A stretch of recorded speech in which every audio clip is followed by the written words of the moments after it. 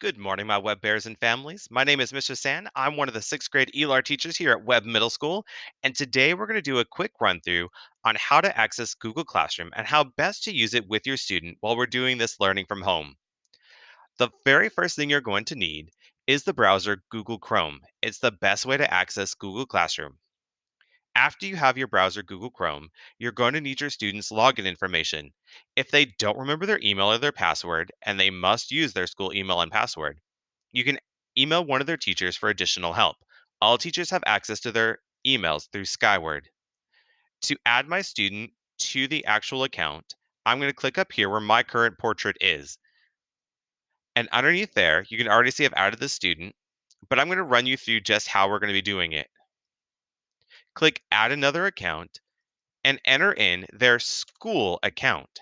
It must be their school account. Once it's entered, hit the next button and go ahead and enter in their password. Again, if you don't have their password, please don't hesitate to reach out to one of their teachers who can email you their password. Now that we're logged into Google Classroom, you can see all of your child's Google Classrooms. Under each classroom, you may notice where it says due tomorrow and a lesson or an assignment. This is a quick way to look at if your child has any upcoming due dates for different assignments from all their different teachers. This will help you prioritize which ones need to be done first. For instance, you can see under 7th period honors, they have due lesson 7, assignment 2, due Monday. Whereas in social studies, it's due tomorrow by 11:59, an ed puzzle. Now let's say you want to get a closer look at some of these assignments. Let's go ahead and dive into one of our classes. We'll pick Miss Cadina's. In Miss Cadina's class, we can see now the teacher stream. This is all the things the teacher has posted for the student throughout the course of the year. This can be really overwhelming and a lot of different things to look at. A better breakdown view is when I click Classwork. Classwork has it broken up by topics that the teacher has created. For instance, Week 2 Distance Learning Classwork. And here I can see all the assignments this teacher has posted throughout the week and when they're due.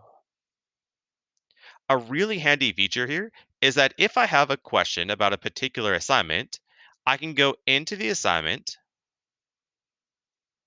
view assignment, and I can ask a class comment. Now, this is the equivalent of asking a class comment in the middle of class where everyone else can hear it. Anything I type here in class comment, that not only the teacher will be able to hear, but everyone else in the class will be able to hear as well. Over in the corner, you'll notice a private comment section. Private comments are like a one on one conversation with the teacher. This will send the teacher an email letting them know that they have a question or a comment from the student. The teachers will then be able to reply directly to your child, and no other student will be hearing it. This is a great way to ask individual questions when they're inside the assignment itself. You'll also notice up here in the corner that teachers are able to grade through Google Classroom.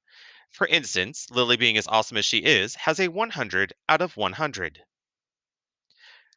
An easy way to see my other classes from this viewpoint, or to go back to see all my classes, is to click the three line bars up here in the corner. From here, I can either click Classes to go back and see all my classes, go to my calendar to see if my teachers have posted anything for me, or skip around to my different classes so I can go through my work. Let's go ahead and go back and look at our Classes tab.